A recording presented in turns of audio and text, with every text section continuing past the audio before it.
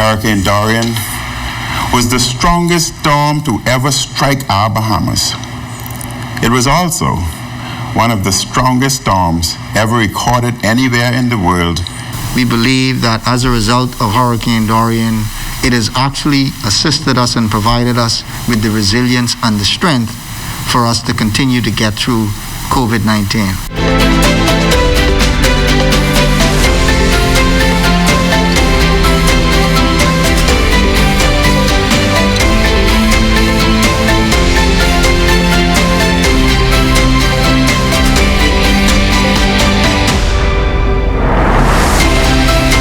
Bahama and Abaco still struggling to rebuild from a monster storm amidst the global pandemic. Good morning, everyone. I'm LaDawn Davis, and this is the Morning Edition. Thank you so much for waking up with us. 1 year ago, Grand Bahama was under the killer wrath of Hurricane Dorian. Residents on that island were bracing for the impact, which was quite deadly for many. Today, the storm has left behind damage in the amount of some $3.4 billion. In his national message, Prime Minister, the Most Honorable Dr. Hubert Minnis, branded the storm's impact on the affected islands as a war zone. Dorian tore homes from their foundations. It washed away businesses. Boats and containers were flung across neighborhoods and business districts like pieces of paper in the wind. The storm destroyed water, electrical, and telecommunications infrastructure we built as a people over several decades. Later, the Prime Minister admitted while progress has been made, there is still much more work to be done. He credited the decision to welcome the largest contingency of international partners in Bahamian history to respond to his extraordinary natural disaster that he says the Bahamas couldn't respond to on its own. Today, I once again thank all the Bahamians and Bahamian groups, along with the international agencies, NGOs, and volunteers who help in the immediate aftermath of the disaster and who are still working at restoration. Your dedication and tireless work with the government has been a blessing. I pay special tribute and offer gratitude to the many individuals and businesses, domestic and international, who are helping to slowly rebuild the communities devastated by this monster hurricane. It will take many years before Abaco and Grand Bahama are fully restored. I fully acknowledge the frustration of how long many things have taken. We pledge to communicate to you in a timelier and more effective manner. On behalf of the government, I acknowledge what has not been done and the long and difficult road ahead. The Disaster Reconstruction Authority and the Office of the Prime Minister in Grand Bahama are, through various media, communicating some of the progress and the work that has been accomplished in the last year. The hard and painstaking work continues to restore the devastated communities. Well, today marks the 1-year anniversary of Hurricane Dorian over on Grand Bahama, and to remember this day, several wreath-laying ceremonies will take place. Minister of State for Grand Bahama, Senator the Honorable Kwesi Thompson, reflects on the difficulties caused by the storm. Yeah, since Hurricane Dorian, much has been lost, but also much has been gained. We remember those who we lost, and we remember their families. There are many lessons that we have learned. We have become stronger as a result of Hurricane Dorian. In fact, we believe that as a result of Hurricane Dorian, it has actually assisted us and provided us with the resilience and the strength for us to continue to get through COVID-19. Now, while grateful for the work carried out in the nation's second city, he applauded residents for their resilience. I commend all of the essential workers who worked during the hurricane. We remember them and we applaud them for the tremendous work that they did. We also applaud the Grand Bahamians businesses those who have fought to come back, and those who have successfully come back, we commend them. And we commend all Grand Bahamians who have gone through this storm and who have made it through this storm and who have even come out better after the storm. We are a strong and resilient people.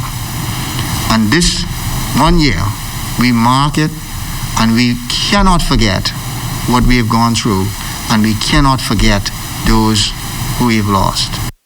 As the country grapples with the devastation of Hurricane Dorian 1 year later, the current pandemic is also causing great concern. The positive COVID-19 figures are still climbing, with 59 new cases reported on Tuesday, pushing the nationwide count to 2,276. 49 of the new cases are right here in New Providence. 2 more deaths were also reported, pushing the COVID-19 death count to 46. Meantime, with a surge in COVID-19 cases nationwide, the Bahamas Red Cross is doing its part to decrease the spread of the deadly virus by beefing up its health safety protocols. President of the Bahamas Red Cross, Therese Curry, gave ZNS News this update on their efforts. We are registering and assessing people who are in need. We are a part of the Government Food Security Task Force and providing food items to Southeast New Providence and 5 other family islands. We have placed hand washing stations at shelters and that were open. And now that the shelter is closed, we have hand washing stations, intend on putting hand washing stations around and in schools. But efforts to fight COVID-19 don't end there. Curry says volunteers are also teaming up with other agencies to strategize new initiatives that will assist in stopping the spread of this virus. Our volunteers are conducting community home visits to share information on COVID-19. And as you know, we are in the hurricane season, and so also to share information about hurricane preparedness whilst remaining physically distant and ensuring that we observe all of the COVID-19 protocols. We work along with the government, community leaders, organizations, and other local partnerships to ensure a coordinated approach to our preparedness response and our pandemic response. Stay close, we've got more right after this. You're watching The Morning Edition.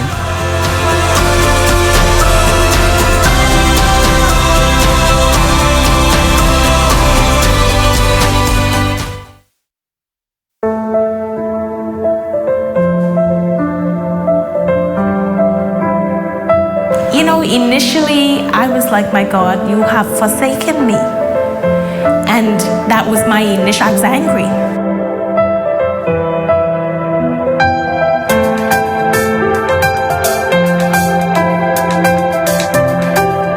And everybody else over here in Abaco, nobody's given up. They're going to pull through, and I'm going to be part of it from here on out.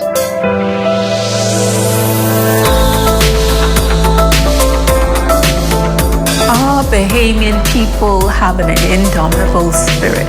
We are truly resilient and strong.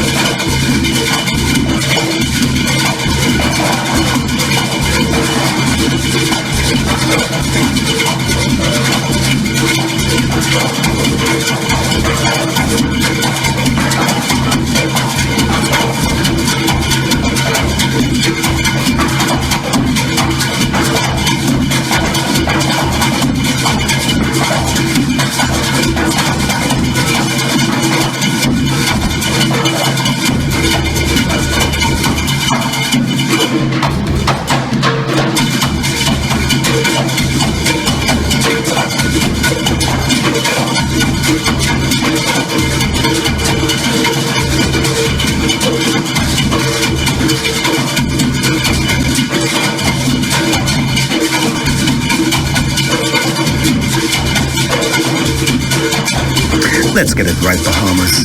Stay safe, stay healthy, stay 6 feet apart. Remember to always practice physical distancing.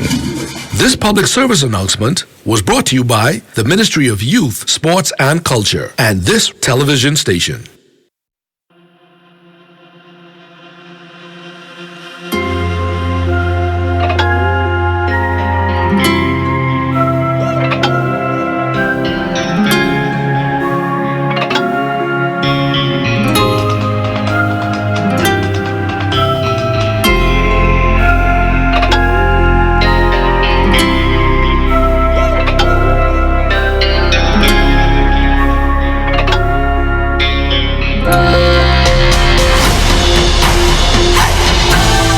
Welcome back. 20 well-known pastors and religious leaders are appealing to the government to allow churches to reopen their doors. Former president of the Bahamas Christian Council and pastor emeritus of New Covenant Baptist Church, Bishop Simeon Hall, says just as the country needs commerce, Bahamians also need spiritual fulfillment from in-person church services. I do not think we should have one size fits all. I think a church that could seat 300-400 people with adequate spacing should do so. The church could only seat 10 people, they should only have 10. And I think that's what should happen for funerals and weddings and church services. To say a blanket thing that churches cannot meet, that's a bit I think we're going too far, and that's all we're doing. All we're saying is let's obey the law, but let's do the spacing.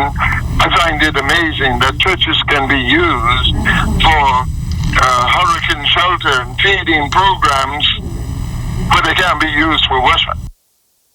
Reverend Hall believes churches have arrived at a point where they should open their doors despite the limitations of the emergency orders while rigidly maintaining safety measures. He says his church alone can seat at least 1,000 people at capacity and can maintain social distancing.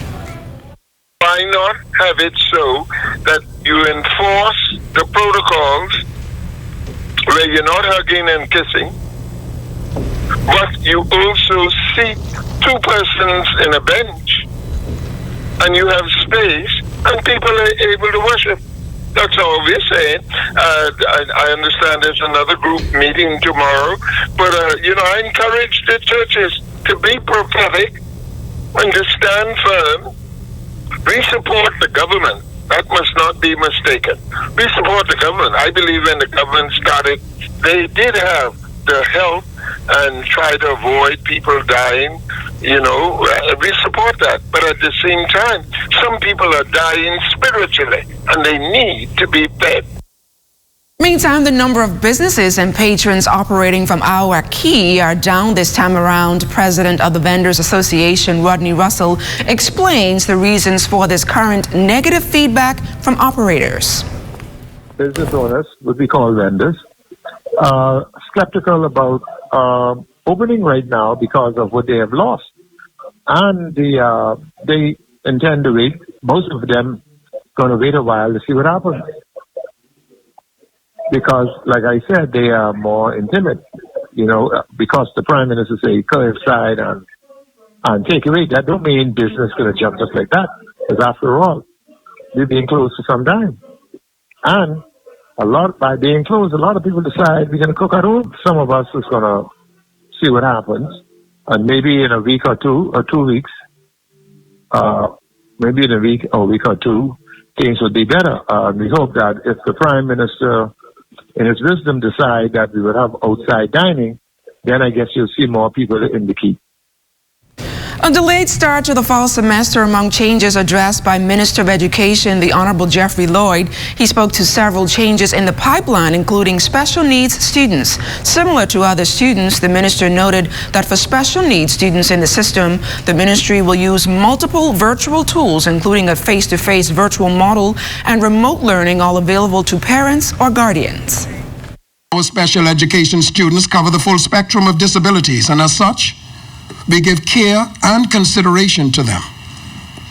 Education is delivered to them in a myriad of school settings and via multiple modalities. And as we are ever mindful of safety first, education always, in the first instance, we will seek to engage as many of these students in the face-to-face learning model with all of the safety and health protocols in place. Mr. Lowe indicated that in the short term, options will be made to parents and caregivers to better help students with psychosocial, physical, and intellectual assistance. Online support will be made available, training videos, instructional packages, and one-on-one sessions for psychosocial assistance.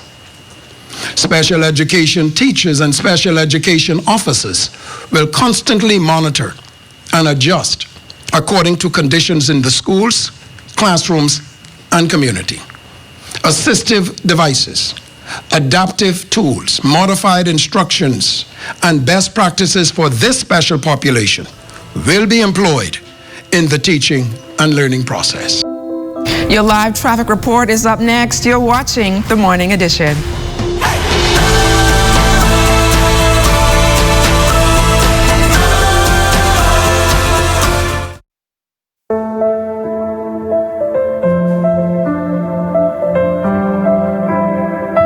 You know, initially I was like, my God, you have forsaken me. And that was my initial, I was angry.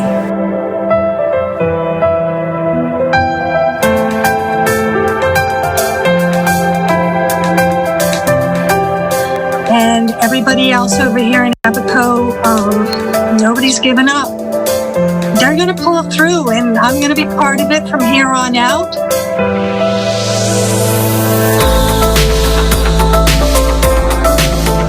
Our Bahamian people have an indomitable spirit. We are truly resilient and strong.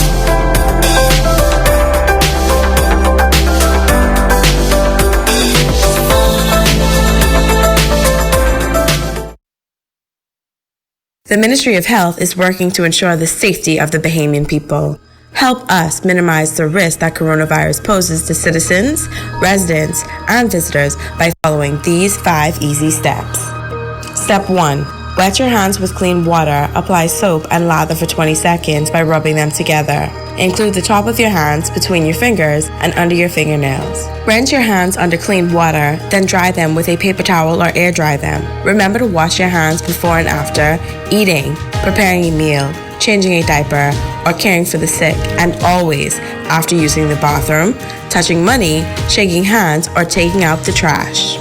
Step 2. Cough and sneeze in your elbow or upper sleeve, not in your hands, not in the air. Or you can cover your nose and mouth with a tissue when you cough or sneeze. Put your used tissue in the trash bin when you're finished. Remember to wash your hands with soap and clean water after you cough or sneeze. Also, remember never to spit on the ground, roads, or in open spaces.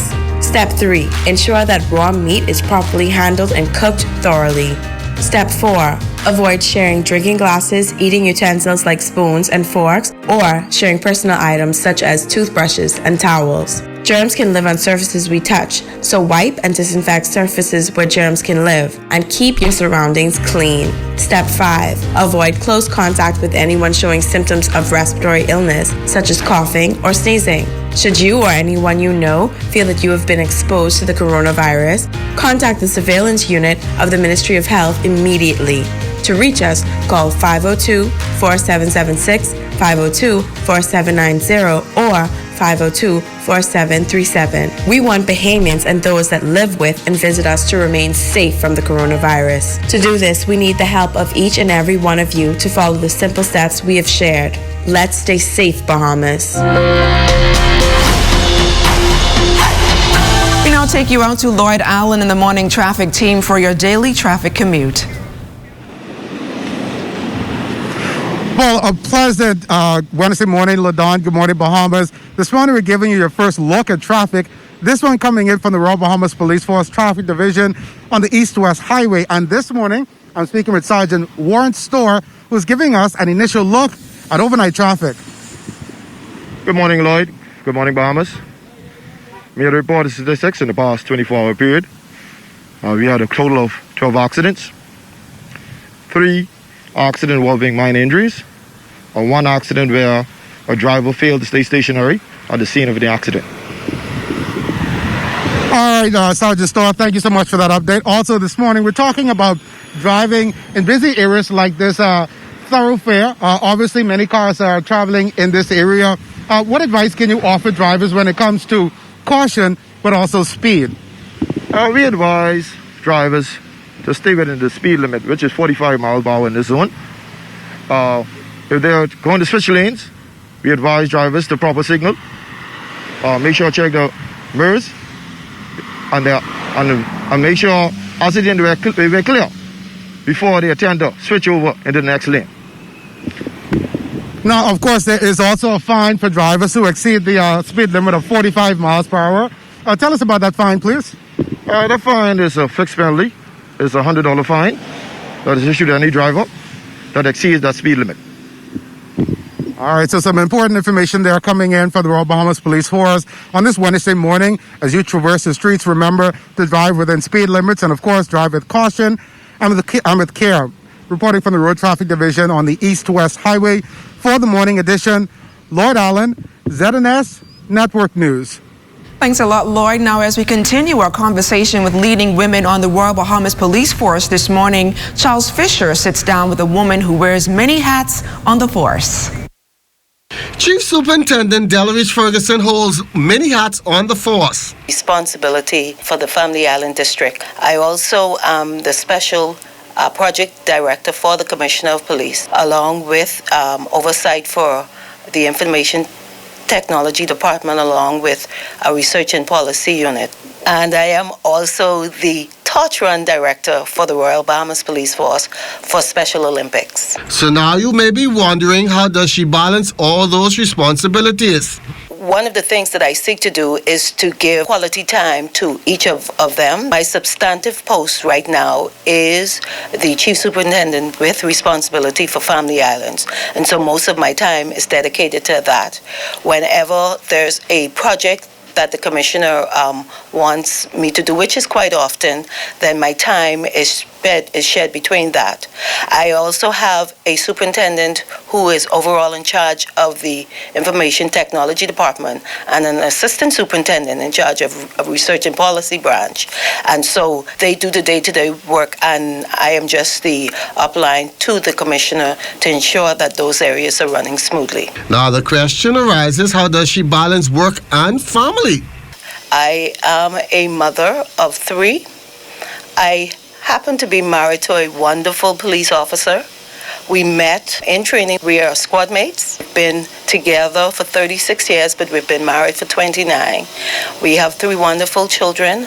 That creates balance for me. I am also a born-again believer. I am a deacon at my church, the Annex Baptist Church, and I'd say that I am as successful as I am because I've created the balance, because I have God in my life and I've put him at the forefront, and because my family is my strength. And anyone that knows me will tell you that I work just as hard on the Royal Bahamas Police Force. She credits joining the force back in 1984 to her mother. She always thought that I was one to offer counsel to people. You're able to give them good advice. But I'd also say that at the same time, I wanted to be a teacher. That was my heart's desire. And so I applied to the College of the Bahamas then, and I'd also applied to the Royal Bahamas Police Force. It just happened that on the 1st of May, we were accepted as police officers. And while I was in training, I got my acceptance letter, the COB, at the end of July that year. But I had already fallen in love with the organization and training as a whole. And those days have created lifelong memories. We were a double squad, 18 females and 30 males, and we got along very well. To this day, I'd say that my lifelong friends have been my squad mates. We are our children's godparents. We've stood in each other's weddings, and our relationship lasts up to this time. Women were afforded the opportunity from 1965 to join the force and have come a long way. We're relatively young in an organization that is 180 years. We've come a long way as female officers in the Royal Bahamas Police Force. There were times when would say you're a woman police officer, But we've come to the point in 2020 and before this where we are considered police officers. Whether you're male or female, it doesn't matter. We stand along with our peers and we get the support of our peers. If she could have done it again, no doubt about it. Overall, our policing has been good to me. I am a product of Fox Hill. And so I came from very humble beginnings. And so to arrive at the point where I am a chief superintendent with responsibility to the Family Island and the ACP for Family Island, I find that that is a privilege among many that a lot of people that I would have grown up with can't attest to. I love what I do. I love helping people. I love being an influence, a positive influence in persons' lives, and I'll do it again a second time. Good work in serving God, your family, and your country. For ZNS Network News, I'm Charles Fisher. Good story there, Fisher. Your workout session is up next. You're watching The Morning Edition.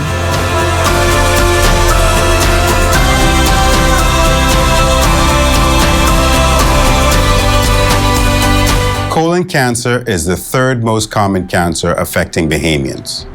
Your risk of developing colon cancer is increased if you have a personal history of colorectal cancer or colon polyps, a family history of colon cancer, or inflammatory bowel diseases such as ulcerative colitis. Other factors that can increase your risk of developing colon cancer are low fiber, high fat diets, a sedentary lifestyle, obesity, smoking, and alcohol. You can take steps to reduce your risk of colon cancer by making specific lifestyle changes. Eat a variety of fruits, vegetables, and whole grains. These foods contain fiber, minerals, vitamins, and antioxidants, which may play a role in cancer prevention. Drink alcohol in moderation or not at all. Do not smoke. Exercise with a goal of getting in at least 30 minutes each day. If you've been inactive, start slowly and gradually build up to 30 minutes. Also, talk to your doctor before starting any exercise program. Maintain a healthy weight. If you're at a healthy weight, maintain it by combining a well-balanced diet with daily exercise. If you need to lose weight, ask your doctor about healthy ways to achieve your goal. Colon cancer screening can also help to prevent colon cancer or lead to its early detection when treatment is most effective. If you're 45 years or older, speak to your doctor about having a colonoscopy or some form of colon cancer screening that may be appropriate for you. I'm Dr. Eugene Marcus Cooper. Pay attention to your health. Get the facts and discuss colon cancer with your physician today. This message is brought to you by the Ministry of Health in partnership with the Public Hospitals Authority.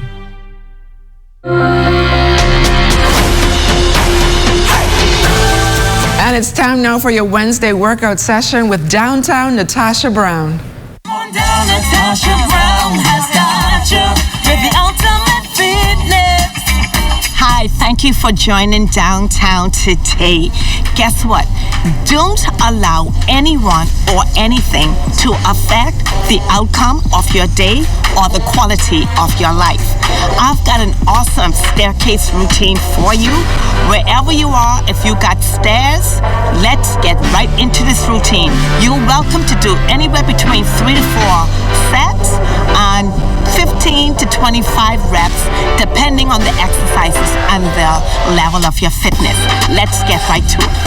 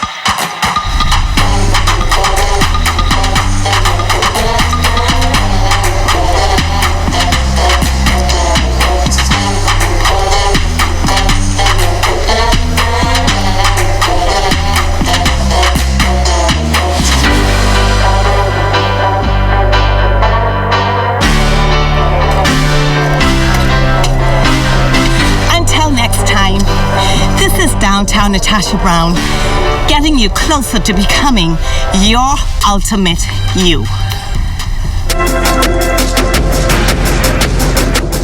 This weather report is sponsored by Bank of the Bahamas, the bank of solutions.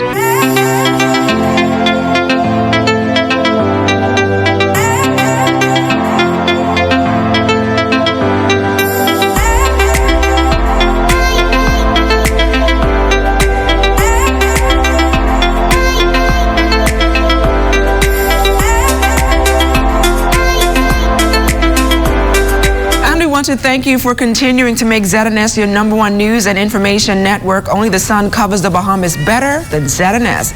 And join the ZNS television network tonight at 8 o'clock for a documentary, Life After Dorian. And that's a wrap for us this morning. For the entire team, I'm LaDon Davis. Make it a great day, everyone.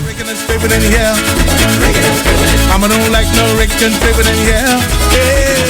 He don't care, but mama don't like no rake and scrape it anyhow. Mama don't like no rake and scrape it in here. Now mama don't know that we are up. I ain't talking about the way she took rake and scrape that's pumping through our veins. We can